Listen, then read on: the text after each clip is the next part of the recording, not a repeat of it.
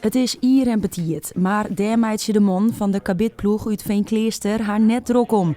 Het bier wordt koud zet, de muziek wordt ongesletten en het belangrijkste, de bussen worden kleermakken om te shitten. Ja, dat is toch weer mooi. Kijk, dit is de mooiste dag van het jaar en dat, ja, de eerste ronde.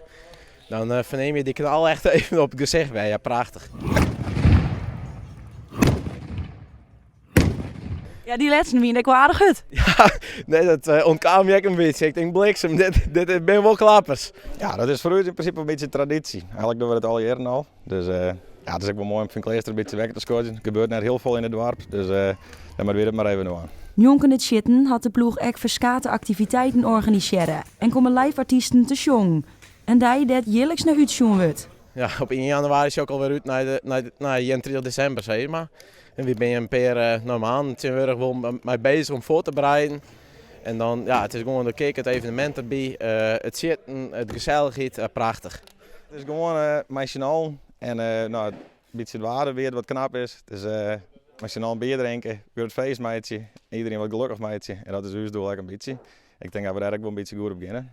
Hoewel het koffieapparaat nog wat opstartproblemen hier, dopte de eerste man maar een bierke. Hoe laat komt die voor die? Nou, dat zal op een middag worden. We gaan een lange dag, dus ik hou me van de moment nog gedaan is en dan zullen we vanmiddag wel even weg. Dat is verstandig.